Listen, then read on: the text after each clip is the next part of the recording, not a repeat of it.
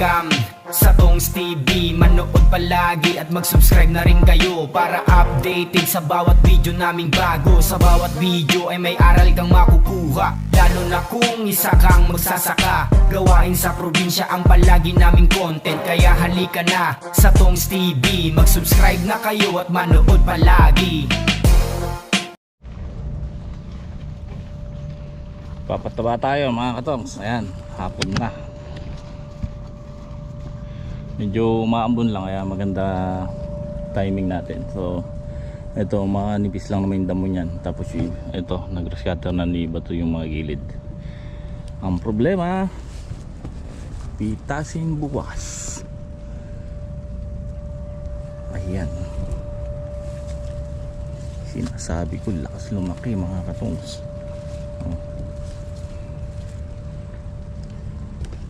Ay.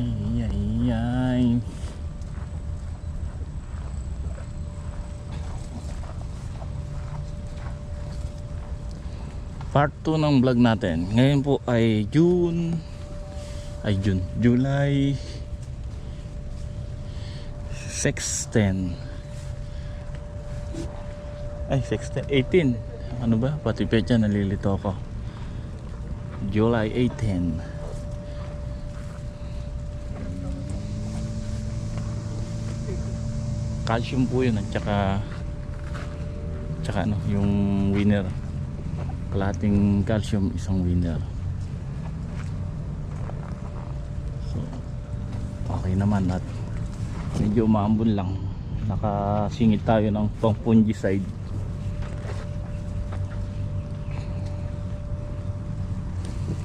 So sila bumili si boss ng ano ng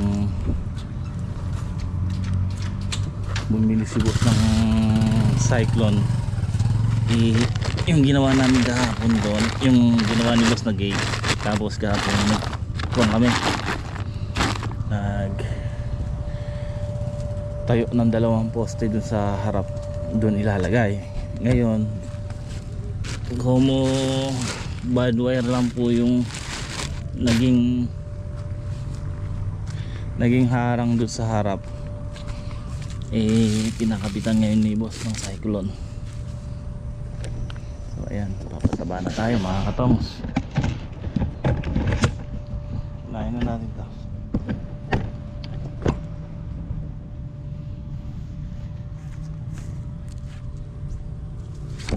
Sama ko na nga kayo mga katongs para makita nyo yung gitna, yung bungad.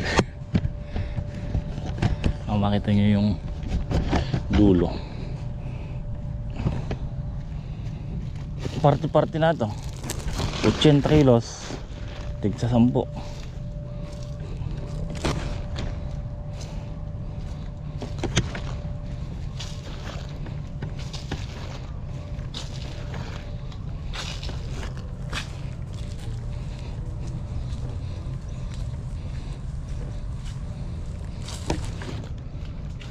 Pataba po natin calcium at winner. Yan pa nga sana paggagawa ko, kaya lang nag-uulan, hindi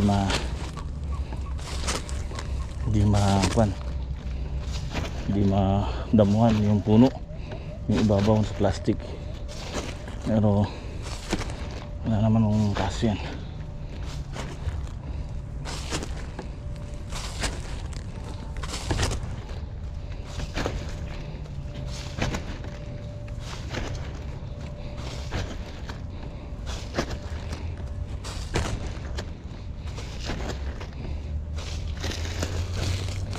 Pag tumalab to bukas, lobo yan. Kabilang po natin pinapataba niya mga katongs, no? Kabilang side.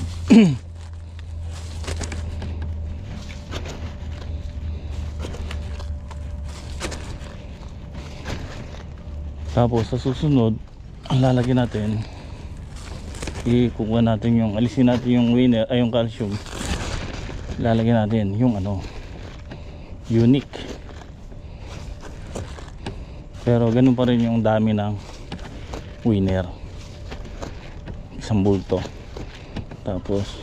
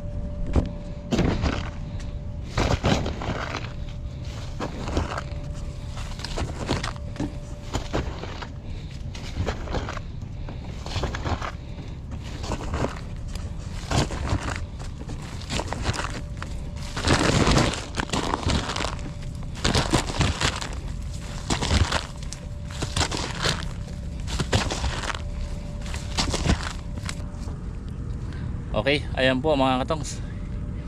At naisabog ko na. Bali, isa't kalahating bulto po yung nilagay ko dito sa dalawang lata na ampalaya. Itanim natin ng dalawang lata. Yung kamatis natin, malapit na tayo maghalaw kasi marami ng malagihay. May mga nahihinog na. At kaya lang sa lahat ng gulay, ito ang pinakabaksak ang presyo. So sa sakitan, yung galing Biskaya, yung mga gandang klase 15. So pagdating dito kasi sa local, sa Nueva Ecija, mas mababa kasi kaysa ang mataas na klase ng kamatis sa Biskaya, nanggagaling Biskaya.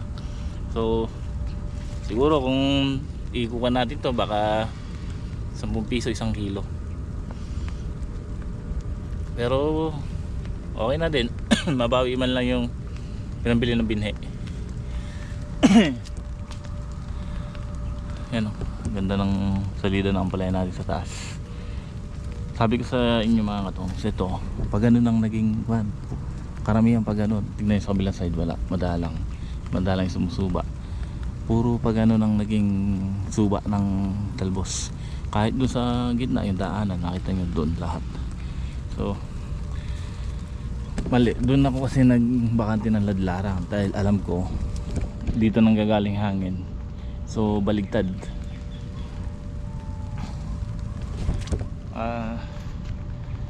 Ayun nga po mga katongs, ano, kung papansin niyo yung ginawa natin balag, halos triple purpose yan.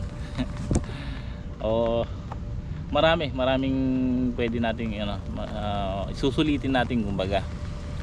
Kasi nakita nyo yung andon bakante, yung gitna, yung pitong tudling din po yun. Tapos ito may kamatis, so madali lang naman yung kamatis na yan. Ang gagawin natin, dyan natin itatanim yung susunod na ampalaya. Tapos tataniman natin ng sitaw itong panggagalingan ng kasalukuyan. So diba, maganda, sulit. Dito magtatayo na lang tayo ng siding yung dito. Pero mabilis na yon kasi meron na ibabaw. Ang gastos na lang natin doon yung trellis net. Kung ilan tudling to mga katong, di ba itong nauna 8, tapos yung nahuli 7, de 15 tudling din po yung bakante rito na tutundusan natin ang pala. So sa makatuwid, 4 na lata din po ito na isusunod natin. So pero matagal pa yan kasi madami pa ibibigay na bunga itong ating palaya. Kaya sinasabi ko lang kasi nakaplano. Kaya yan, ganyan yung ginawa natin tudling balag. So maambon na.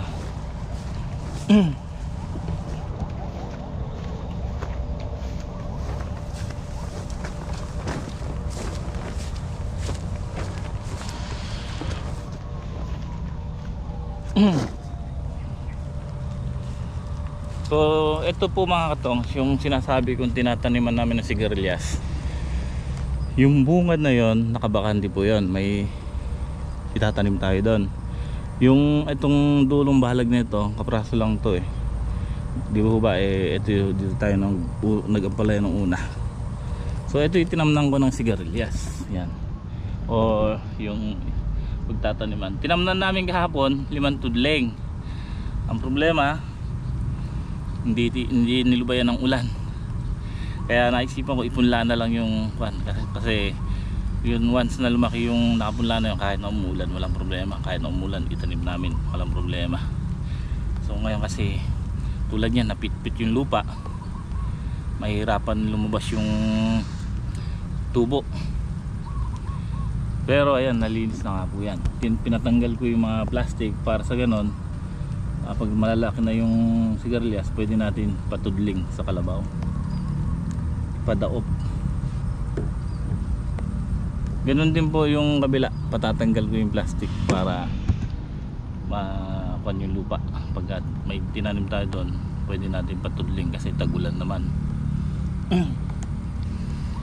So yan ang mga magandang plano natin sa susunod. Ayan, hindi tayo mapapatdan kahit yung bungad na yon pinatatamnan ni boss ng palaya kahit 2 lata.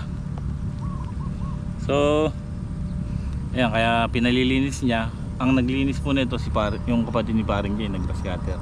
Pero ito na yung na-sprayan ko, namatay na ito mo. Ngayon pinaputol ko na lang ng grass cutter.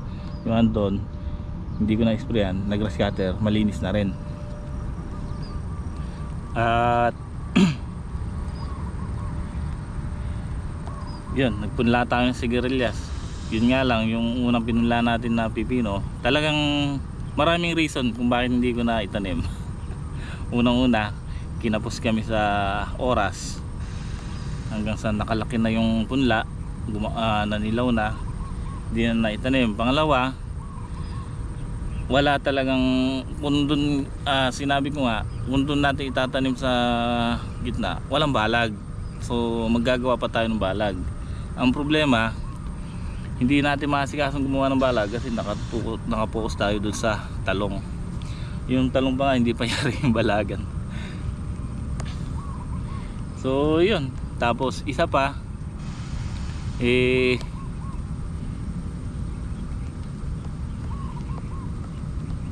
may nagsabi na wag ako magtanim ng pipino sa loob ng ampalaya. Unang-una daw, ang pipino takaw sakitin. So kaya yun, maraming reason kung bakit hindi ko na ituloy yung pipino. Kaya may naitundos kami dito, isang tudling. Yun nga, hanggang ngayon hindi pa nababalagan. Kaya yun, nakikita ni boss, talagang kinakapos kami. Ang ginagawa niya, kumuha siya ng taga grass cutter. So yung kapatid nga po ni paring Jay, nag grass cutter na po ito. At yung harap, yung mga paligid. So bukas ang gagrass cutter niya yung maliliit na sili doon, yung bata. So ayan, naintindihan ni boss yung kalagayan natin. So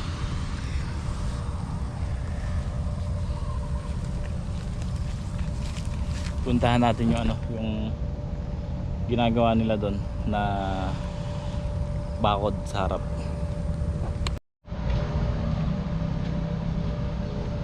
Umuwi na pala sila paring Jay, wala na.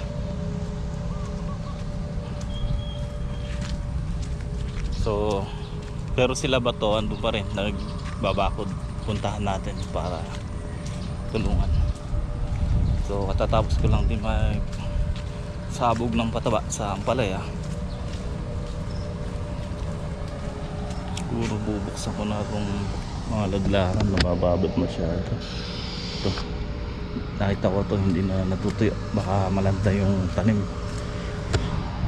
Yan lang naman yung mga dulo, ilang puno lang naman yan, kaya lang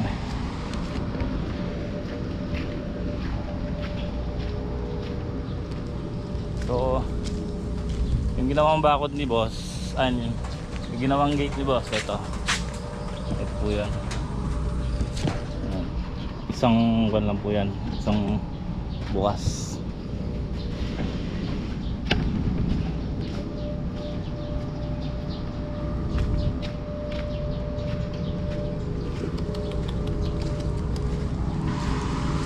Yan, ito yung malinis. Ayan yung nag-scatter ng kapatid ni parang Jay. So dito nga tayo dumaan sa loob. Kahapon nakakuha ko dito isang takot, uwi ko kay boss.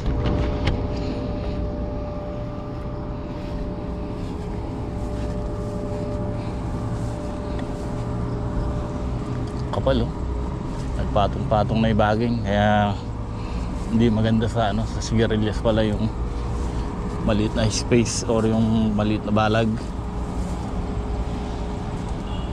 Doon nga yan sa dulo yung tinatamnan natin, bagay na bagay, luwang ng tatakbuhan nila kasi buo yung balag nun. So kahit dulot dulo sila magpunta, alang problema.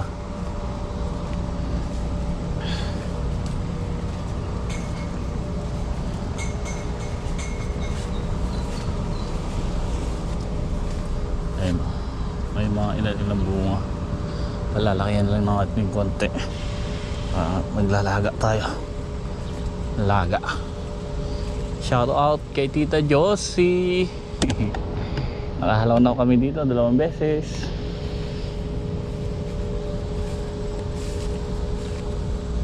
Ayun, ito yung mga susunod na bunga.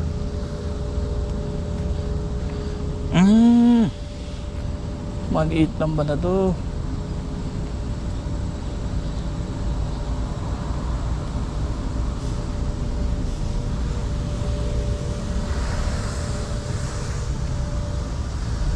Naku po. Uy!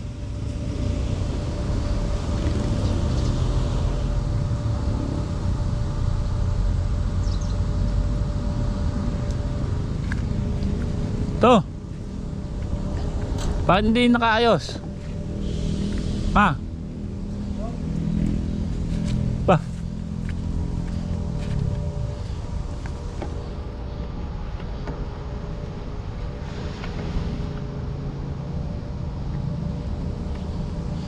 Ba't di nyo inaano? Yung bumabaligtad. Ha?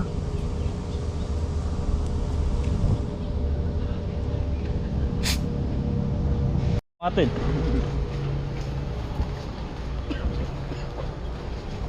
Yung bupog.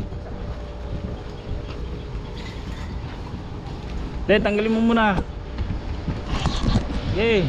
Kilo na? Oh, hindi, ito yung manakasampay.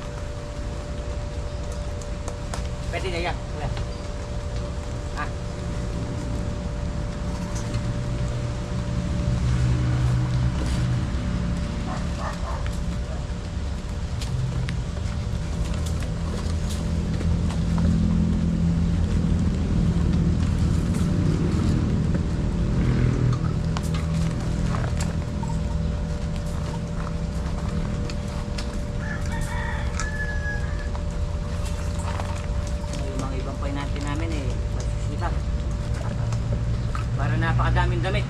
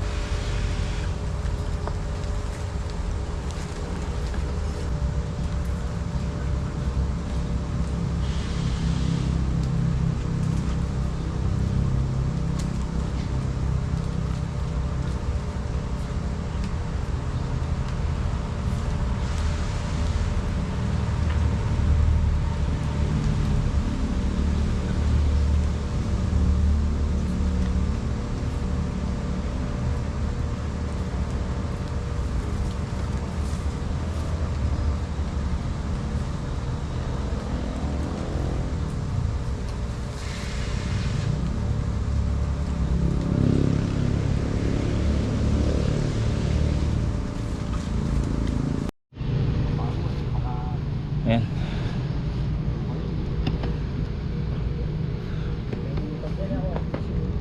Ulam pa siguro. Saan ba tayo nagduktong, Jo? Ha? Yan? Ay kasi ano? Ay! Ba't yun na nun? Ba't labas-labas? Oh. Tali ang mga dyan pa. Labas-labas. Alanganin pa yung dalawa po. Ha? Alanganin. Tatlo. Ang talong natin dito. Alam bunga. Nalalagas ang bulaklak. Ito, nagsalubong yan. Yung tanim kasi namin mula doon sa simula hanggang dito, puro gawi dito, gawing side. Kasi hindi ko naman sinantro sa tudling, binaba ko ng konti. So kaya yung tanim namin puro ganon. Ang problema dito, mababa pa slide na ganon, kaya obligado yung talong sa side nito para nakuha ng tubig na abot. So dito nagsalubong.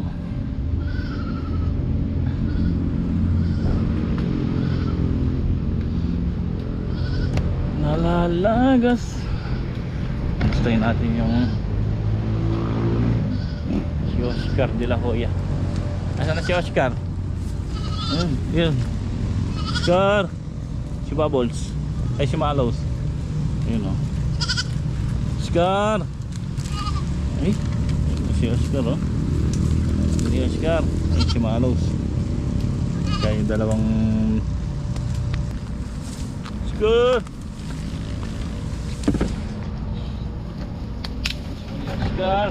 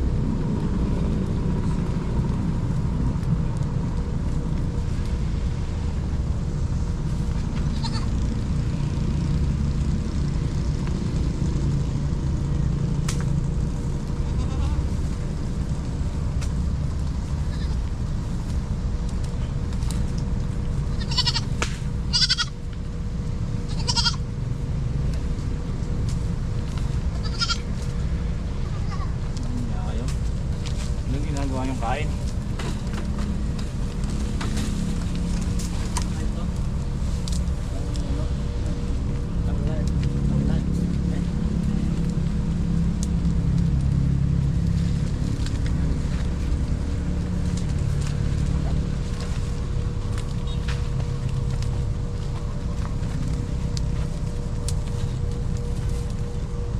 Ay, ito yung nagtatahe.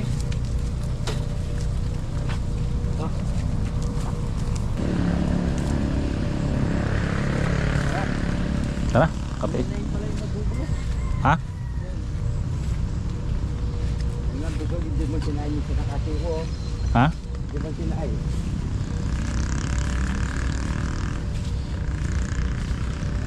Bukas na kayo ninyo.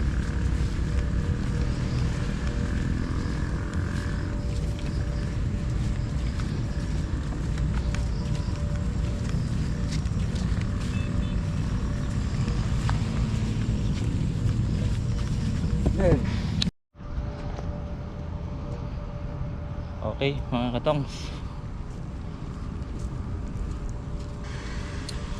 Tinawagan ko sila kuya. Pahalaw ko yung sili. Tapos yung pampalaya, yung talong. Yung talong konti lang yun eh. Yung ampalaya ang kinakabahan ako kasi baka hindi na pwede sa linggo. Narapis namin yon. Ano ba ngayon? Biyernes, Huwebes, Miyerkules ng gabi. Ng gabi. Huwebes, binyahe. Huwebes, Biyernes, Sabado. 3 araw. So nagtaka ako kasi ang lalaki. Nagsabog ako ng pataba, nakikita ko. Sabi ko, malanganin sa linggo to, baka mahinog. Ang bilis lumaki. Tignan nyo mga katongs. Ito yung isang may bata. Talagay nyo hanggang bukas malaki, lalaki pa yan.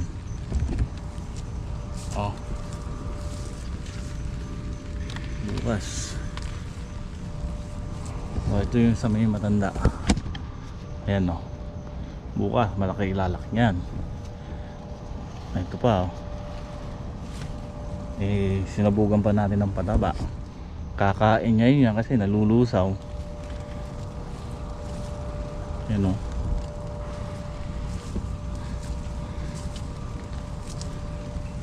makakukan, malanganin sa linggo.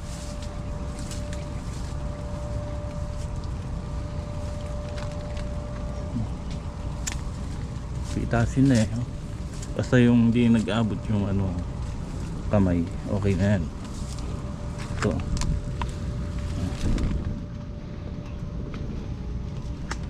diyan ako kinakabahan.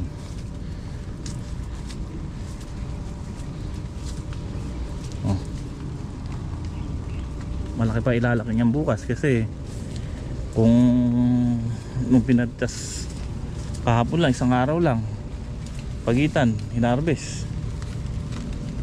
So posibleng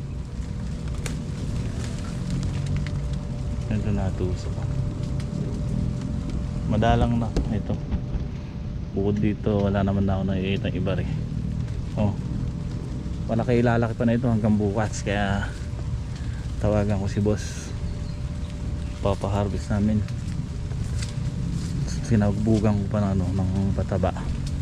Malaki pag kumain yan, loloobo talaga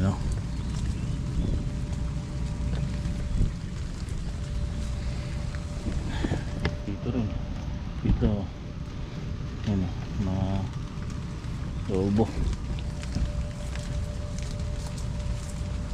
Lapit na sila mag-aabot dito. Malakas lumago yung side nito. Ito maganda na yung talbos niya. Nasabugan natin ng pataba. Ito nilagay ko dito calcium at saka unique kasi medyo manipis yung kanya, yung dahon. Maliit ba? Hindi naman manipis, kumbaga maliit. Sa susunod papataba ko rito winner at saka unique ulit na konti lang naman unique, sabi ko nga konti-unti lang. Pahalaw ko bukas. Pati yung sili marami, kakapatsi na iba. Ayun o, pati yung sili hindi nakaligtas sa punggos. Doon nagsimula yan sa maliliit, so kumakalat. Kaya lang 2 beses ko na ini-spray ng fungicide dyan. Yun nga lang, nauulan, so hirap talaga pag hirap talaga mag control ng fungicide pag ng punggos kapag ganyan. So yun, kanina sprayan ko lahat mga alas 2 siguro umulan, pero hindi naman ganong kalakasan. Ilan na oras na yung nakalipas, medyo kumapit na yun. Kaya lang pagka ganyan kasi hindi ganong mabisa pagka ganyan. Kumbaga unti-unti silang nauugasan Hindi naman kamukha ng insecticide. Pagka namatay na yung hayop, okay lang kahit maulan. Iba kasi yung punggos, iba yung nanunuot yung gamot sa dahon.